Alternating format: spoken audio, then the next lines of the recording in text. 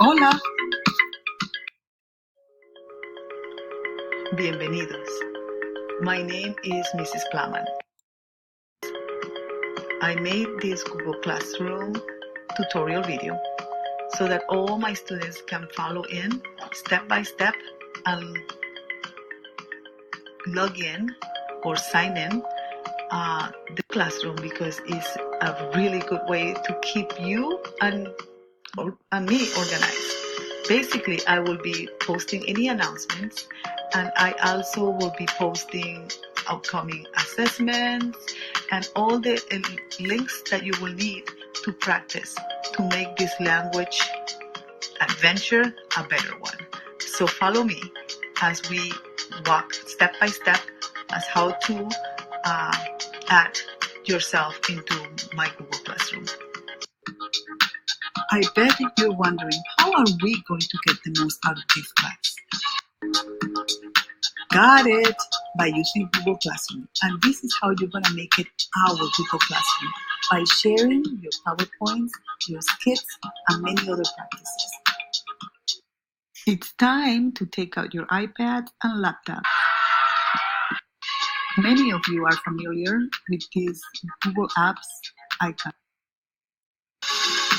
This video will introduce you to Google Classroom and some of its new features.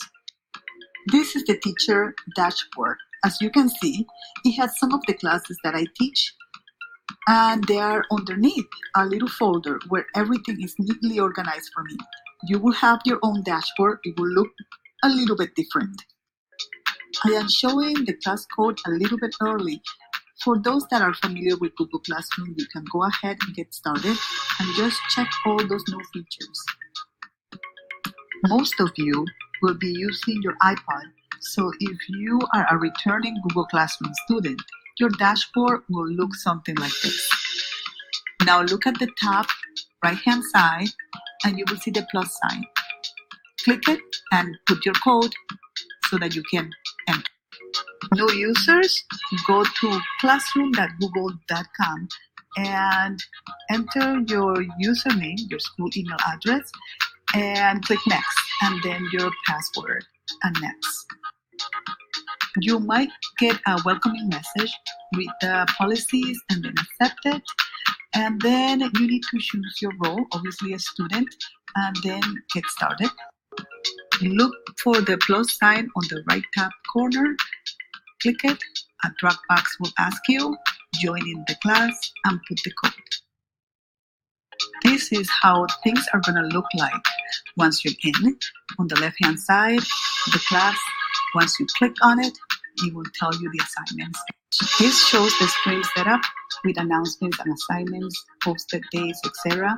On the top left-hand side, there are 3 lines. If you want to go see your other classes, that's where you go.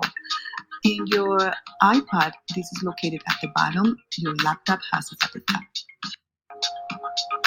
Keep in mind that once you turn in your files, you will lose the ability to edit them.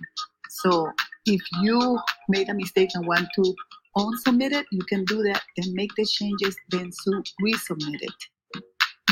The more you play with the program, the better you'll get at it. So click on the different places so that you can get familiarized with it. So you read the story, you analyzed it, you wrote a Google Doc. So how can you connect it? Go where it says assignment, click on the add, and upload it. Otherwise, you can create it right in there. If you start creating a Google Docs right away, right in that page under assignment, the teacher can see you as you go through the process.